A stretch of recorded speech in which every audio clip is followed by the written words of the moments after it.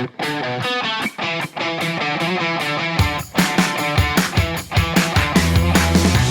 are listening to the Smart Betting Club podcast with me, your host, Peter Ling. Now, this podcast is sponsored by the Matchbook Betting Exchange, and you can find out more on what they offer smart bettors over at matchbook.com. And if you are interested in learning more what it takes to make a profit betting, please do check out my service for winning bettors over at smartbettingclub.com. In today's podcast, I'm delighted to be joined by Thomas Pearson, the owner and operator of the Thomas Pearson Racing Tipster service, and a very successful better punter in his own right.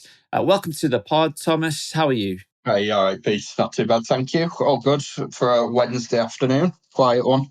Exactly, a quieter one. That's why we chose it. Although pre-recording, you had said you might have to place a bet or to have some contact about a bet to be placed. So that's just the life of a punter, isn't it? So let's kick things off, though. Give the listeners a little bit of an introduction to who you are and maybe a little bit of background about your work in the betting space and what you do at the moment. Yeah, so I run a kind of tipping page. There'll be plenty others like me out there. And I also run a horse racing syndicate as well. Actually, horse racing, not betting. Probably important to clarify. Where we've got a horse called Eleonora Gonzaga in training with Patrick Owens in Newmarket. But from the tipping side of things, it's just kind of very much a very simple tipping page where one thing that I really like to do is look at long shots. So for those of you that haven't kind of read the review from SBC, most of my bets seem to be at 16-1 or bigger. A lot of each way plays in a lot of the fancy races. And obviously over the last 2 years, it's been quite successful for me. Even more so, it's Betfair starting price. That's great. Yeah, like you say, we just published it at the Smart Betting Club, published a review just yesterday, actually, about your service. And we've got results going back to the start of 2023. And yeah, there's an edge with advised prices and also Betfair SP. And we'll get into that throughout the podcast a bit later on, perhaps. But very keen to know, obviously, you talk about, you've got the racing syndicate with your own horses or own a horse. But from your own betting perspective, you obviously run the tipping service. Would you classify yourself as a full-time punter outside of that? Yeah, outside of that. So there's been a lot of and I noticed a couple of weeks ago, or maybe a month ago or so, there was a bit of discourse on Twitter where people who have tipping services can't class themselves as a full-time punter because it's another source of income. But yeah, as far as kind of sources of income go, it's very much punting first and then the tipping service second. That might, hopefully, after the review, that might flip-flop the other way around. But for now, it's very much a case of making most of the money punting and the tipping services kind of propping that up. I understand why some people perhaps rail against it, but from a practical perspective, having some income on the books or having a steady income as well, obviously is just very beneficial, isn't it? And your betting can be quite up and down. There's probably no guaranteed income on a monthly basis, whereas having a paid tipping service provides that. Yeah, exactly that. I'm still relatively young, I hope.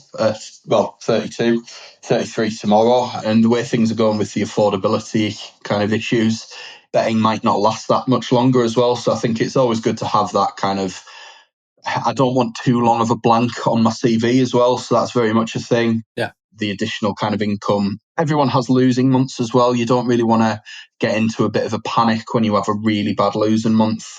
You lose too much. I'm not saying that that's the case, but sometimes it can feel that way when you haven't got any income. So I think just having some income to, again, one for the anti-purists, if you like, it's always good to have that mortgage paid. And I suppose for some people, there's the element of it looks better if you're in the process of applying for a mortgage. You don't really want to rent forever. Yeah, obviously for me, there's a couple of plus sides to it there. Well, there's lots. So that's before you even consider, what HMRC might think about, the tax man might think about what you do, or, even just getting everyday things like loans, or car loans, whatever it might be. So it's always good to have that reliable income. But it's fair to say you could live off the betting from what you say, but, whether it's sustainable and scalable to the degree you would like it. And then obviously think about your career and your CV, all these things play into those decisions. So that makes sense. But how long have you been doing this? And what is it that got you into the, goal game of being a full-time punter? Oh, that's quite a tricky one, to be honest. To be honest, I wasn't really into horse racing. Like, loads of people start out with horse racing at quite a young age. For me, I was a bit older. Like, I always had the odd punt on Cheltenham and all that.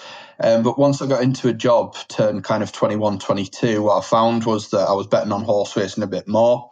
And to be totally honest, I was quite degenerate about it. Like when it first started, I was the type of person who'd be kind of punting every race on a Saturday just for something to do and not touching it at all during the week. But then when I started kind of after maybe about a year at work, I met a friend who was really into his horse racing. We went to York a couple of times together. It just kind of took off from there. And the more that I got into it, the more I realised stop being a degenerate. You're actually winning money if you focus on the stronger fancies, that kind of thing. And it's just been a very much a gradual curve. In terms of the full-time punting, so I worked in financial services until it was the end of August last year, and that was when my contract ended. At that point, I decided that I was going to take at least a couple of months out because I had absolutely a boatload of kind of holidays and stag do's. They all seemed to congregate in September and October.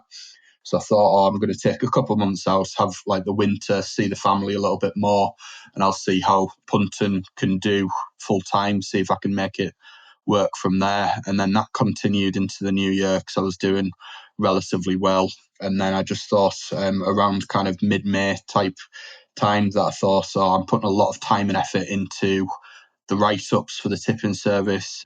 It was a good year in 2023. 2024 started relatively slowly, but I just thought there's so much shit on Twitter. There is. Like so much shit in terms of like tipsters that charge money. Yeah. I just thought, the more I looked at kind of the returns, the return on investment, that kind of thing, that I thought with the amount of time that I'm putting into this and what I'm giving away, I think it's worth monetizing. So that started in from June. And yeah, so we've just about hit kind of a year of full-time punting, and what is this? June, July, August, September. So 4 months of being a paid service, although I suppose technically I had about 6 weeks in the middle where Patreon didn't really work out for me. So only really 2.5 months, I suppose, of the paid tipping service. You explained quite nicely there the timeline. But in terms of going back a little bit further there, you talked about, obviously betting on horse racing, 10 years ago. How do you manage to shift from the degenerate, as you call yourself, through to somebody who is able to...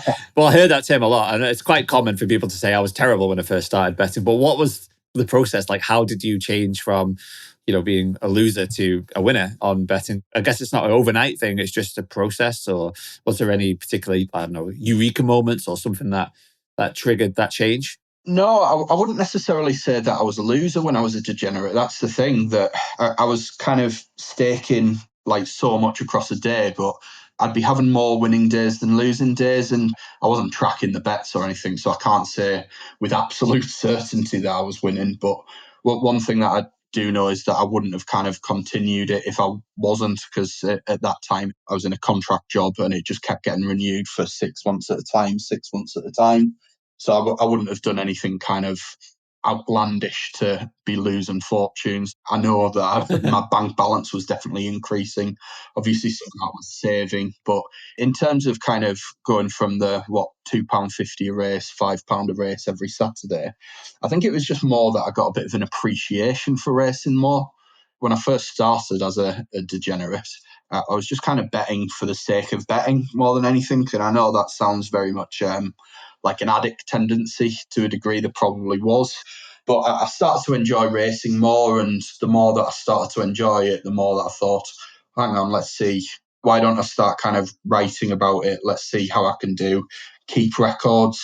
And I just thought, it looks fucking terrible if you're keeping records of betting on pretty much every race on a Saturday. But yeah, I started watching it a little bit more the more I was betting, and I don't really know. It was very much gradual, but I don't think there was a eureka moment or anything like that. It was just a case of I realised very quickly that it's unsustainable betting most races on a Saturday. Of course, this was just a process to improve.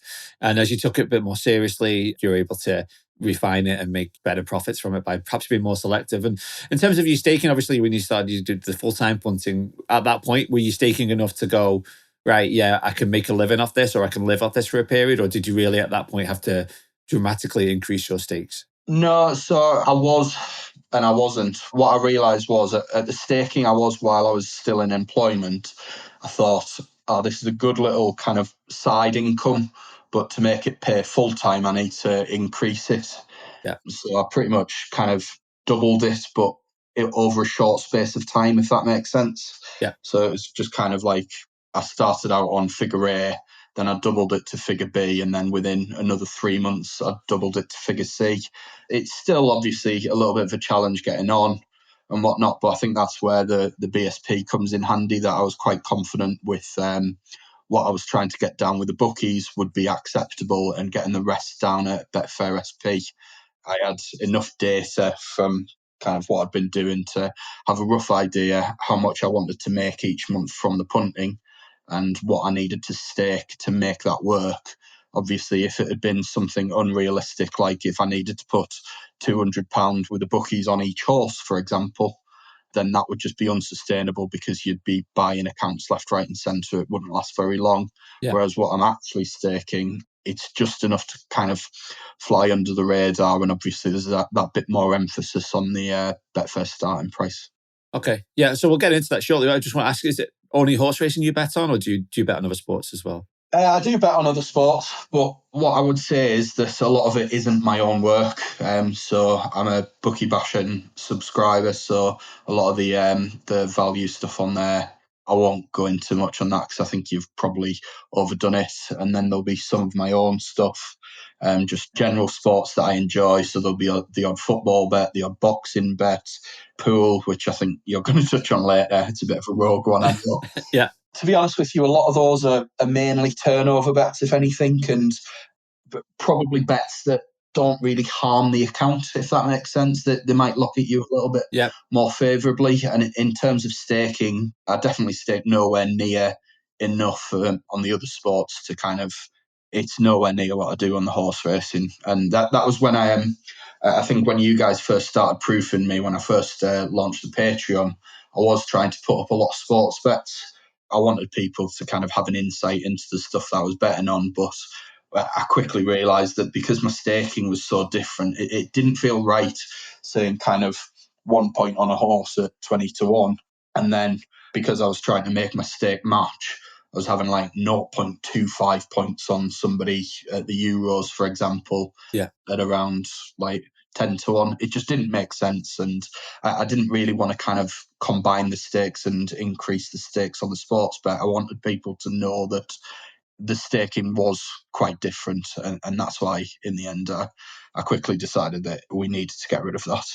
So you focus on horse racing, but obviously from your own perspective, it makes total sense to bet on other sports where there's an opportunity, whether it be for account longevity, whether it just be for volume and some extra profitability. So that was just where I was curious as to what else you do. But let's dig into the racing then, because that's where you have the degree of expertise. And what type of races do you focus on, and why do you focus on specific types? I wouldn't necessarily say it's deliberate, but what I find is that I'm kind of gravitating towards the better class of races. So your big Premier handicaps, the things with 20 runners, and your group races a lot. One of the simple reasons is that I'm absolutely terrible on the low grade stuff at establishing horses that are actually trying. Which for me, you get like these all class 5 and 6 cards at Wolverhampton. They just make no appeal to me from a betting point of view because I struggle to establish which horses are trying. And also, just in terms of enjoyment, like I know it sounds really cliched, but I just don't enjoy those races that much. I'd much rather spend a little bit more time. And that's another thing, there's very much a time constraint. Like you get 5 or 6, and sometimes on Saturdays you get like 8 and 9 meetings. I'd much rather put the time in, the extra time, obviously, on those better class races, the ones with 20 runners, trying to figure them out. But yeah, from my point of view, I know it sounds really simplistic. I'm a terrible judge at establishing triers, at least in the big field handicaps. I was going to say with good prize money, but we'll not get this into a racing podcast, shall we? But yeah, things like that, horses tend to be trying. And when you know that everything's trying, that means you can have a bet and you know that the horse is going to be running on its merits, which is a good thing. And also just purely because that's from like long term, that's what I'm better at. Yeah, so you know your strengths and weaknesses, and you know exactly the type of races that you want to approach and why. That makes a lot of sense. And then is it a case of once you obviously look at some of those races that you feel that fit into the profile of where you want to target? Do you create a tissue? You're working to 100%, or how do you start to break down and find out the value in any given race? Yeah, so this is where when you first invited me onto the podcast, I think I said I was had a bit of imposter syndrome, because a lot of people have good kind of models, statistical stuff, that kind of thing. And this is where I sound like I just don't belong, but I couldn't create a tissue if I tried. Like, I'd be absolutely awful. But one thing that I do, I tend to look at kind of the top of the market in a race. I'll see how strong I think kind of the favourites are. So let's just pick a 20 runner handicap, for example. If I start at the top, there's often going to be like a 3 or 4 to 1 favourite. If I think that's an awful favourite, then because it's taken up a fair chunk of the market already, it means that a lot of the other horses are going to kind of come into it. They're going to be potentially overpriced. It's just a case of finding which one I think is the most overpriced and obviously has the best chance. And I know it sounds like really, really basic, and it is, but I tried to do kind of creating tissues for a while, and like some races I would end up at 80%, some races I would end up at 180%. I was absolutely god awful at it when I tried. But one thing that I can do is I can just look at a horse and think, you know what, I think that horse should be shorter. And again, I'm not saying that I'm smarter than the traders, because I'm absolutely not. But sometimes I'll just look at a horse and I think that's completely wrong. That should be way shorter. And just got to hope that that value holds until the morning when I'm having my bets. Yeah, I think the imposter syndrome, I can understand from a perspective of like a lot of guests on who come from a bookmaking background or worked in trading rooms. I haven't, so I have never worked in tissue, but I understand the concept. But it doesn't mean that you and I aren't able to find value or understand, you know, where value actually lies and how to make a profit from our betting. Yeah. And everyone's a little bit different, right? I have different guests who approach all types of ways of making a profit betting without one consistent pattern or one consistent only way of doing it. So That's the thing. Like, your last podcast, you had Trench on. indeed. Now you've come to me, and it's just complete, like, worlds apart. But yeah, I mean, at the end of the day, we're all here to make money, ideally, when we're betting. And my methods might be a bit more basic, but at the minute they're certainly doing that. Well, I think what Trench would like about your service, I can't speak for him, but I do know that he likes big prices, big odds selections on Betfair, and obviously edges at Betfair SP. That's kind of something that seems to be part of what he looks for. So I think he'll be listening to this. Yeah. I mean, you know, maybe you'll get a DM off from him after he does. But in terms of like the factors, then you're looking at a horse and you say, I think that's incorrect price, and either that opens up the race for you to find value elsewhere, or maybe you're going to back that particular horse. What are the factors then that you will weigh up when judging a race and looking at particular bets? So is there certain aspects or elements from a racing perspective where you hone in on, or is it just it can change based upon the profile of a horse or a race? Yeah, very much the latter. Like, I wouldn't say there are any kind of things, but one thing that I really like to do is, like, I like to just dissect the race. There'll be some races, for example, where there's just absolutely no pace in the race. You see, like, a favourite that really needs a strong pace to aim at, and for that reason, I'm happy to discount that favourite. And you might get one horse that's more likely to kind of front run. That's a good angle where there's no pace back in the front runners. Similarly, you might get one thing that I think, and again, it sounds really basic, but one thing that I think is massively overlooked, especially when we get to this time of year, is soft ground form. Like, what I find is that, especially in the handicaps, a lot of the horses that are near the top of the market, they're the kind of sexy, unexposed types. And don't get me wrong, I understand why they're top of the market, because I certainly wouldn't like to be laying them at bigger prices. But I think I prefer to know what level of ability that a horse can run up to. So one of the kind of things, one of the angles that I like is I like looking for horses that have run below form for a reason, and trying to kind of work out that reason. Sometimes it pays to just forgive one bad run. Again, I don't want to kind of get into too much of a horse racing thing rather than a betting thing, but horses, they're not machines, they are animals at the end of the day. So every horse can just run bad on one given day with no excuse. But I find that a lot of the kind of pricing structure of a race is based on recent form. Yeah. And if you've got that horse that ran atrociously last time out, then it's probably going to be a bigger price than it ought to be on the general balance of its form. If you can find an excuse for that bad run, then even better. And one of the kind of big angles that I like is horses that have that excuse from their previous race, but they were a short price in a previous race. So one that comes to mind, and I've had to kind of, it's not a trumpet because I didn't back it, and it kind of plays on me that I didn't back it, was Desert Hero when that won at Royal Ascot last year. That went off, I think it was around 3-1 for the London Gold Cup, which is always a really hot race. And it ran relatively kind of ordinary in the London Gold Cup, but that was because it made the pace. I don't think he was suited to making the pace. At Royal Ascot, he went off a big price. I think he went off like 16-1 or something like that. There was an absolute shed load of pace in the race, and he stayed on really strongly. That's the kind of thing that I look for, the horses that were beaten in good races last time at short prices that had an excuse. And for me, that excuse was that he didn't like making the running. But again, obviously, that's one that I didn't follow up on in the end. Well, you always remember the ones you didn't back that won. Less so the ones. Exactly. Yeah. It's better to not trump it as one as well. Exactly, yeah. And so you said there about some of the handicap races. You seem to have a preference for the flat over the jumps, and then obviously these big field flat handicaps. Are they like almost your ultimate favourite type of race? Yeah, I would say just generally, because I tend to favour bigger prices, the more runners, the kind of more likely I am to be able to make a case for a bigger priced horse. Like, don't get me wrong, I love the 2-year-old races. Like, I do my own handicap ratings for 2-year-olds. They're absolutely the most basic thing. But as much as I love betting on a 2-year-old race, sometimes you can only get, I think looking at Newmarket on Saturday I know it was really soft ground, but a lot of those races only had kind of 7-6 runners, that kind of thing. So they're often not the best for betting, as much as I would love to try. And similarly, when it comes to the jumps, I just find that throughout the season, there are less races that appeal to kind of what I'm looking for. So I wouldn't necessarily say that I love the flat and hate the jumps. I do prefer it personally.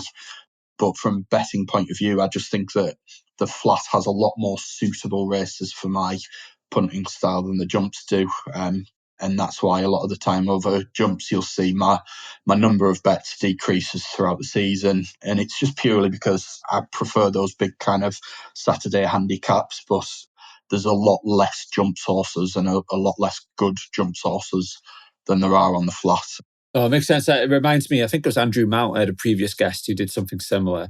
Almost like the puzzle of these big field handicaps and working through that, which a lot of people got put off by, just because of the nature of how difficult perhaps they are to find value and to go through all the field and, try and find the difference between what should be 10-1 and what should be 12-1 or what have you. So, it's great to see and understand the angle there. I think the other thing, sometimes on the flat that doesn't apply to jumps, sometimes you can get massive draw biases.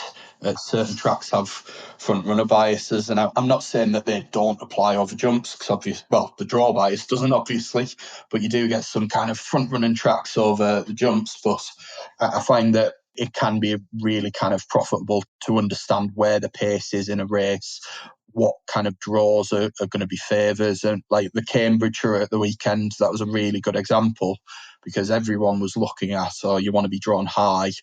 The racing on Thursday and Friday tended to kind of favour the high numbers because they were coming over to the rail. But looking at it, I thought that most of the pace that day was drawn low, and a lot of the kind of head of the market were drawn high, and I just didn't see the race panning out that way. But unfortunately for me, I picked the horse that came last of the low-drawn horses. So it doesn't always work out. But sometimes with things like that, it can pay to kind of, I find it a lot easier to dissect the race on the flat where you've got draw biases, that kind of thing. This podcast is sponsored by the Matchbook Betting Exchange. When it comes to betting exchanges, Matchbook has been my personal go-to for some time now. Using horse racing as an example, they've offered the best prices on the most runners this year, which can make a big difference to your bottom line. Plus, with an industry-leading score of 4.2 on Trustpilot, you know you're in safe hands. Download the Matchbook Betting Exchange app or go to matchbook.com today. And if you enter the code SBC150, that's SBC150 on sign up, you can get commission free for your first 150 days, which can give you even more value. If you need to place a larger or more bespoke bet, or are indeed a corporate or operator client, their brokerage service is excellent and available 365 days a year. For more details, email the team at brokerage@matchbook.com. Matchbook Betting Exchange is for bettors who know better.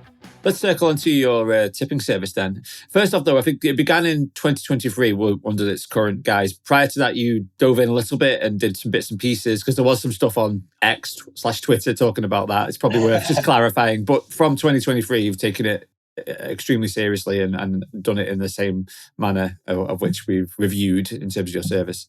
Yeah, so before that, I think it was just a case of I was trying too hard to find kind of what I was good at.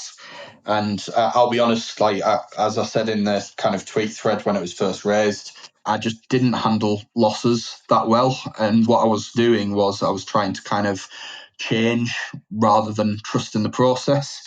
To be honest, at that time, obviously, I was still a small stakes. I was still kind of figuring out my way around it, still had a lot to learn. And to be honest, I'm not saying that I've got the game cracked now, because I don't. You can never learn enough in horse racing and betting. But I think I was such a novice and I just couldn't understand why losing streaks were happening. And what I would do is I would just kind of take some time out and then I would come back and I would come back refreshed, and I enjoyed it a lot more.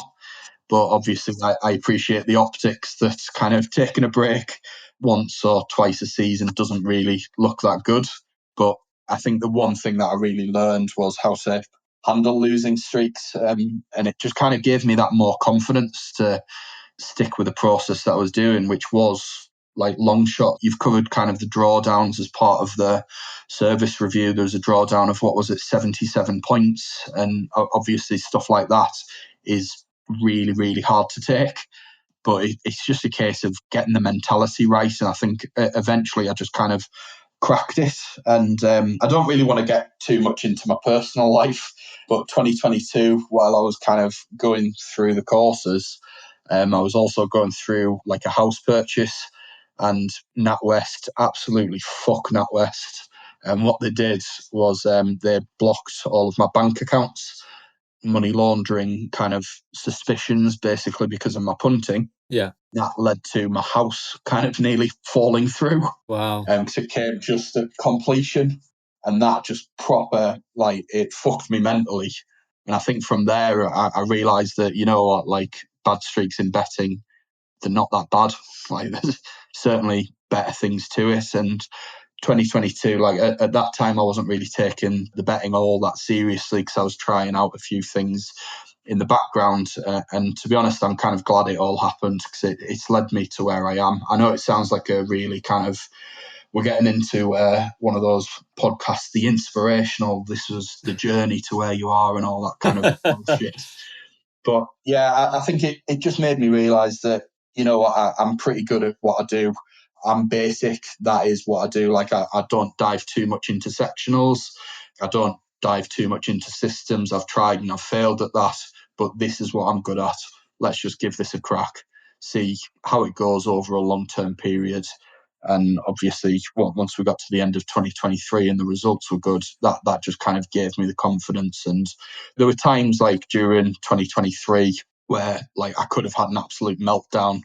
I remember April in 2023 was just the most bizarre month betting, where the first 2 weeks, I think at one point I was so close to hitting minus 50 in the first 2 weeks of a month. And then I came out on the other side at plus 65 or something like that. And that's just kind of what you need. I think certain people approach betting kind of losing streaks from a different way. Some people enjoy taking a break to come back refreshed. Some people think that you end up missing winners. And I always used to be kind of the former, but now I'm very much in the latter. And just good to kind of stick to what I do, knowing that even when you are on a bad streak, because of the kind of prices that I'm tipping at, you only need one or two and you kind of back into the green, if you like. And that was a big kind of well, going back to what you said earlier, that was a eureka moment for me, really. So, yeah, obviously what I was doing kind of pre-2023 wasn't ideal, like from kind of any point of view, really. Yeah, that was very much, it kind of shapes where I am today, if you like, again, without sounding all philosophical. Well, you talk about banks there. We could do a podcast on betting and banks, not actual betting banks, but NatWest, Barclays, whichever it might be, because it's a friction point for many punters, the way betting is treated and viewed. And yeah, like I just feel when you talked about that, like your house purchase being, almost falling down due to the actions of the bank because you like to bet. I think a lot of people will be feeling that and be able to sympathize with you. Just to go on to the drawdowns there, actually, it's interesting because you said about what you can expect. And obviously, we do the Monte Carlo simulations for every review, which takes the profile of your service live and then repeats it over many millions of iterations. And we've got the historic maximum drawdown, like you say, of 77 points, but there's a 50th percentile drawdown of 74. So effectively, should you follow for 2 years, you'd expect to suffer that type of drawdown, and we've seen that. So what we like to see is the simulations recreated in actual live figures. So when you've got a strike rate of 22%, so what's that, 1 in 4.5 bets go on to win, you can obviously expect some drawdowns because more bets are losing than actually winning, and it can be a little trickier to follow that service if you don't have the bank or the kind of understanding, like you say, that I can have 20 losers on the bounce, but then the winners subsequent to that will make that and a lot more. Yeah, and I think also as well, there's a massive kind of different philosophy between punting and tipping as well. Like one thing that I found was I had like some friends following and they didn't really understand betting that much. When I went through a bad streak, like you're getting dog's abuse from your mates, it just didn't really sit well with me. And yeah, I've made sure that if any of my mates do join now, they don't fucking talk to me about bad streaks. Like the one thing I hate is I hate getting texts like, "Oh, that horse ran shit." Like, yeah, no shit. It was 33-1. Like most of the time, they are going to be shit. You've got to deal with it. Don't fucking text me. A bit like what you said on your on the spaces with Trent, wasn't it? Yeah, I referenced a friend of mine who I was helping. He was texting me on a Saturday night saying, "Oh, this bet lost, or this horse lost, or this tennis player lost." I was like, "What do you expect? It's 10-1." Yeah, exactly that. But he had to go through the process, and you want people who are understanding of that rather than having to educate them. And especially if it's your friends, they might not think twice about texting you something abusive. And what might be a joke message to them might be like something significant to you because you're like, yeah, that to upset you because you had a lot of money on it and your service is success or failure will ride on bets like that, especially if it's narrow defeats or something that was unlucky or unfair. That's tough. I can understand why. But what we like to also like about your service, Thomas, is your fair odds policy. And I quoted that, I think it was start of September, because it was a really good example of how to be fair. Do you want to outline that approach and why you have set that up to make sure, that everyone can get at the prices you quote? Yeah, so in terms of, I'll start with the kind of time of the tips first.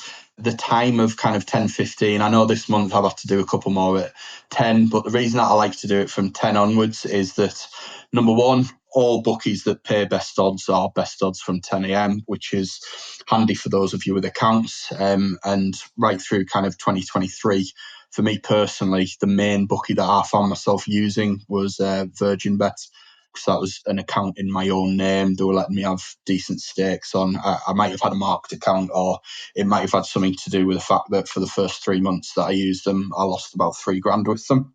Probably the latter, to be fair. Definitely the latter. Definitely the latter. Yeah.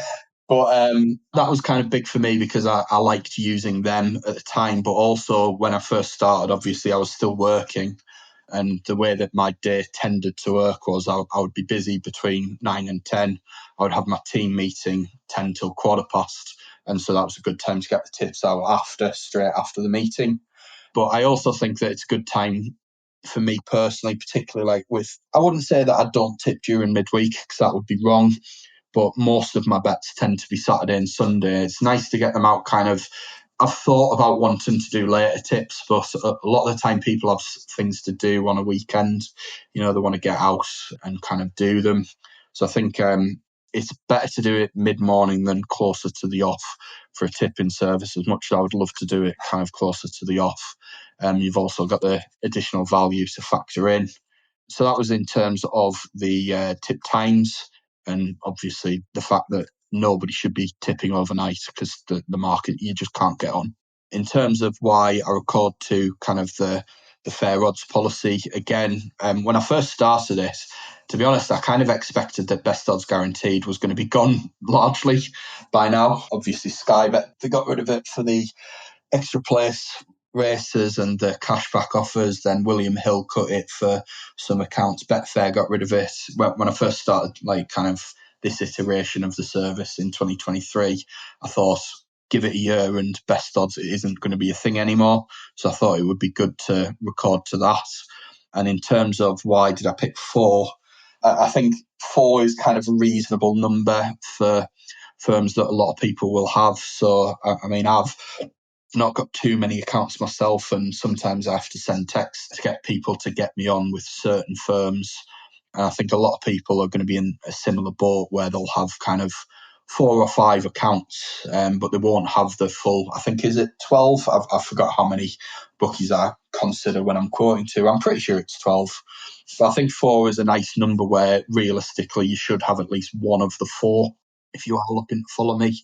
A lot of people, and I know that what I used to do was kind of before 2023. I know in 2022, I always used to do it as kind of second best available so people could better it. But then, is it really fair if you're doing it with Betfair and Paddy Power or Ladbrokes and Coral when a lot of the time they are the same prices? And obviously, if you're restricted by one, chances are you're restricted by the other. Yeah. So yeah, I thought four was a good number to land on. And I also think that if you need best odds to kind of make money, then should you really be kind of tipping? Should you be charging, that kind of thing?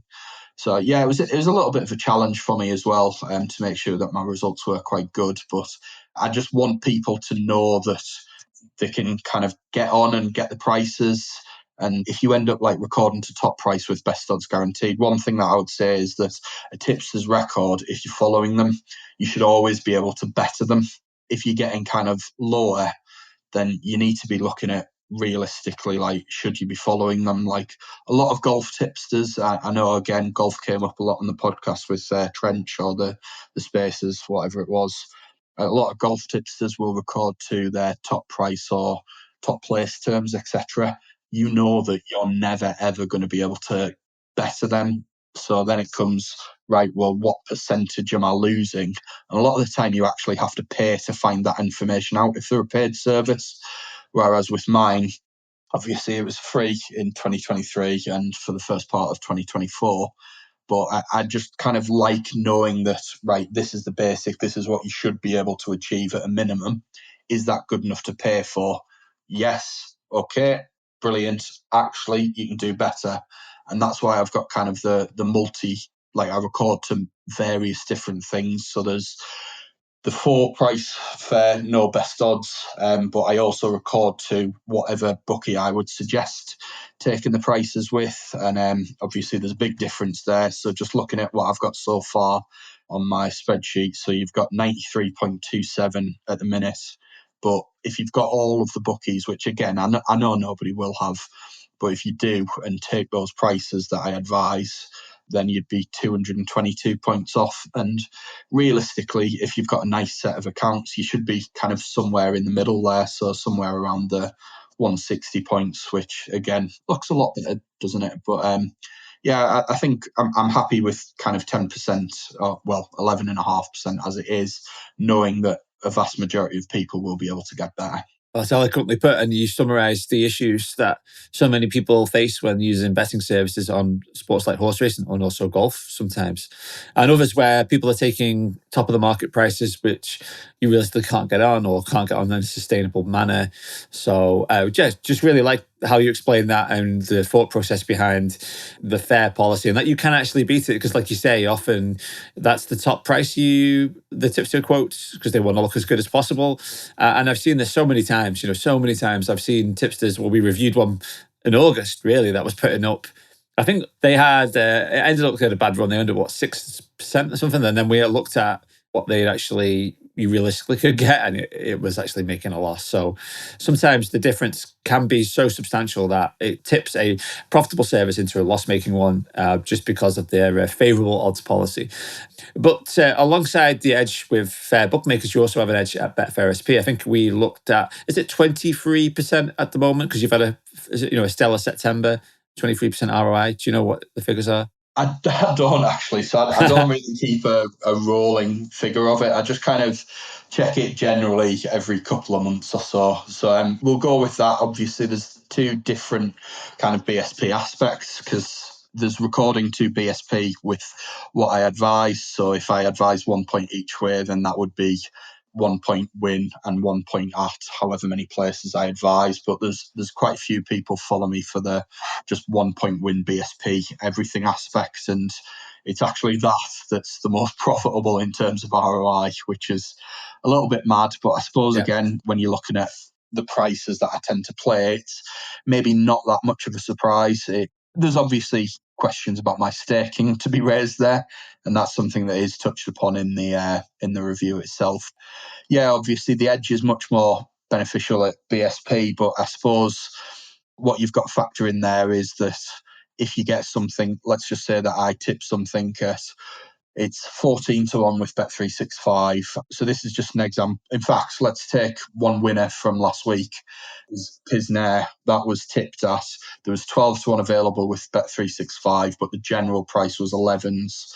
So I've had to record that as 11s, but BSP was actually 15.79 and it went off 11 to 1. So some people would look at that as a bad bet because it hasn't beat the BSP. But when you factor in what the place market was, it ended up as a good bet on the place side of things. But obviously the fact it won at a bigger BSP is handy, and the edge there is obviously bigger at BSP, and your 1 point win is obviously good as well.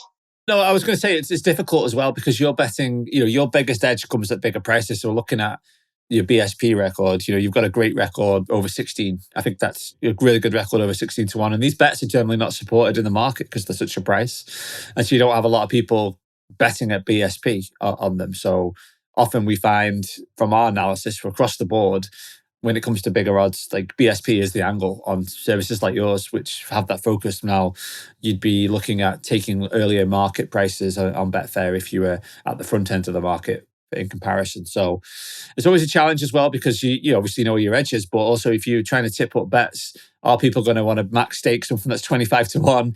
Because of the variance that you're going to suffer at that point, even with the best will in the world, you're not going to have as many 25 to 1 winners as you might have 5 to 2 winners. I've just kind of remembered where I was going with what I was saying about it links into the kind of fair odds as well. Sorry, knowing that everybody realistically can get on a BSP. And again, like with what you said about some people want a BSP service, and you can completely see the appeal for it. For a lot of people, it's just a case of you don't need to be at your phone for a set time. So like there's some people, for example, I know there's somebody in there who works, they're not allowed their phone or kind of their desk at all. They've got to lock the phone up. So it's good for them to be able to kind of go on their lunch break at 12:30 and just write BSP, not fussed about what's happened, how much of the odds have kind of decreased in that way as well. So I think BSP is always a good alternative for a lot of people as well, because you can just kind of relax. You don't need to be at your phone for a set time. So yeah, there's a lot of pros to BSP. Yeah, absolutely there is. And do you find there's a lot of people who just BSP because they can't get on elsewhere? Is that part of the appeal? I think so, yeah. Obviously, to a degree, like a lot of people will look at my figures and just decide that, oh, well, the BSP is better, so let's just do it at that. I don't really know of any examples, but let's just say that you've got kind of somebody who makes 150 points profit a year at advised, but 130 at BSP, for example. Realistically, if you're a big staker, the BSP is going to appeal more to you because you don't need to worry about getting restricted. So I think for a lot of people like who prefer staking bigger, the BSP is a really good option because you don't need to worry about restrictions. In the main part, obviously, I know certain exchange accounts do get kind of, I wouldn't say restricted as such, but they go through the same affordability shit that a lot of people go through as well. So it's not always just about kind of restrictions. Sometimes it can be about just ease of getting on. Sometimes it's just a case of it fits so much better into their personal life, which is always a big thing when you follow a tipster. Like if you follow a tipster, releases tips at 11 o'clock, but you can't get until 1 o'clock. And they have, for example, I'm sure you've seen the Carnberry video of yesterday. I haven't had the pleasure, I'm afraid. Tell me about it. Oh, it's good. There's so much you can go into for a 10-minute video, but yeah, let's not go down that route. But essentially, it was just kind of all this, the prices started to crash. And that's one thing that, again, a lot of people should be able to consider. And again, obviously, a good part of your reviews is seeing if there is a price crash, who can get on within 5, 10, 15, half an hour, etc. All those kind of things need taken into account. And for a lot of people, BSP just kind of makes so many of those points redundant. That's right. And how do you bet then? Are you mostly doing BSP on these, or do you get on with whatever means you have available to you? I don't expect you to discuss and share them on here on a podcast, but most people have creative ways, if you like, to get their bets on. Yeah, so I've got one of the most fucked up staking plans imaginable. So let's just pick a kind of a point, a value of £10. So let's just say that I'm betting 0.75 points each way, just to make it that little bit more complicated. So if I'm betting at, say, £10 a point, what I personally do there is I have my £7.50 each way on with a bookie, the best that I can get. Obviously, I've got some accounts where I've paid people to have the account, or I've bought the account, or some people are gracious enough to put bets on for me.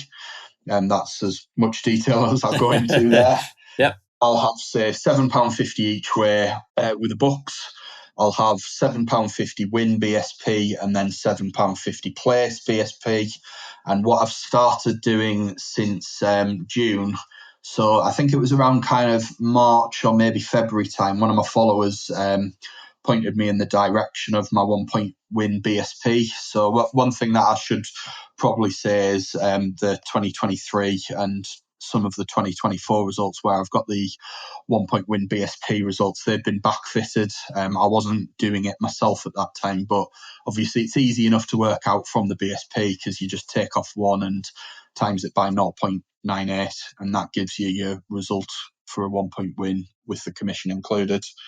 So from June, I was kind of paper playing just to see if it did work, and looked at the figures and thought, yeah, that is actually quite good. I should probably start doing that. And then since then, I've started doing the £10 because the 1 point win would be £10 at BSP as well. So it would, in essence, it would be £7.50 each way with the bookies, £17.50 win BSP, £7.50 place. So yeah, it's a little bit fucked up. So when people say like, "Oh, how much is your 1 point?" It's actually very difficult to answer, and it is impossible because I suppose technically it depends from bet to bet because of that kind of 1 point win BSP that I do additionally. Yeah, well, it's interesting to know how you approach it, and everyone's obviously going to be slightly different, but you've got that whole mix there, and yeah, it's interesting to know. And just to, obviously, I was going to wrap things up shortly, but your service is actually very affordable at like £15 a month. That's fair to say one of the cheaper services out there. I was just wondering about that. What made you decide for that price point? Because a lot of services go in a lot higher. Maybe, even just from the perspective of all the administration and the customer service, the helping people perspective, but you've gone in a bit more cheaper than others. What's the thought process behind all of that? Yeah, so in terms of admin and whatnot, so at the minute, like being totally transparent, there's very limited admin for me. So what I've done is set up a Telegram bot, and the bot does all of the work for me. It takes the payments, it kind of kicks people in and out when their kind of month is up. If they don't kind of resubscribe, etc., or if they don't cancel because it's recurring. So from that side of things, that wasn't really a factor. I am going to get a website set up in the near future. But I think one of the main reasons is that when I decided, looking at the Telegram when I was kind of free in 2024, there was only 220 people in maybe, or 230 or something like that. One thing that I don't want to do is when you've got kind of such a small following there, you don't want to price anyone out of the market. I think also just coming back to like what I was like pre-2023, like with the fresh starts and whatnot, I think realistically, like a lot of people probably look at that and think, oh, that's not trustworthy. I wouldn't want to be paying £35 for this guy who started again, tried different things, that kind of thing. So I think to a certain degree, my past has fucked me a little bit there. But also, like a lot of the people that are in there, they're probably kind of not massive punters at the minute. I think you've got to kind of know your audience. And my audience, realistically, like a lot of these people who charge, say, £50 a month, they want the high staking punters. And for example, thinking about Betting Emporium, Neil Channing's service, what is that, like 150 is it per festival? I've not looked. Yeah. Their target audience, realistically, there is going to be somebody that is staking quite heavily. Whereas mine, I think realistically, a lot of the people are still kind of going to be your £10, £20 a point punters, the ones that have suffered restrictions but do realistically have accounts. But then the BSP punters can obviously stake a little bit more. So yeah, I think in terms of target audience, I think kind of £15 is representative of what my target audience is for the time being. Whether it stays at £15 or not, obviously it's going to be up for debate in the future. That'll be dependent on results. If I keep kind of churning out 200 points at BSP each year at 25%, then I think I'm going to be entitled to increase it. But certainly for now, there are no plans to increase it. I think it's a good little figure while I'm just kind of starting out as well. And like at the minute, for example, I've got maybe 75, 80 people. I think that's a good little number, but the more that expands, if people are betting more into the BSP, then the BSP is going to become lower. So at that point, you might need to kind of price people out a little bit to make the BSP edge still as big as it is, if that makes sense. It does, yeah. Yeah, for now, it's very much kind of reflective of what my target audience is, and I suppose to a certain degree, kind of regaining trust, if that makes sense, from pre-2023. Okay, no, it does make sense, and it's good to know and understand. And like you say, you've got to make decisions if edges erode. And while I have you, I've got to quickly ask you as a final question about your knowledge about pool betting. I know you play it, but obviously you bet on it. What's the market like there, and what kind of value do you find? To be honest, it's pretty terrible. So at the minute, you tend to only get priced up on the Matchroom majors, which is, I think there's 4 or 5 a year. And then you get the Mosconi Cup, and they'll probably price the Race Cup. Essentially, the tournaments that are on Sky Sports, which are few and far between. And like the Mosconi Cup is not a very good betting heat. But in terms of the pool tournament, so there's one next week that's going to be on Sky. That's the Hanoi Open.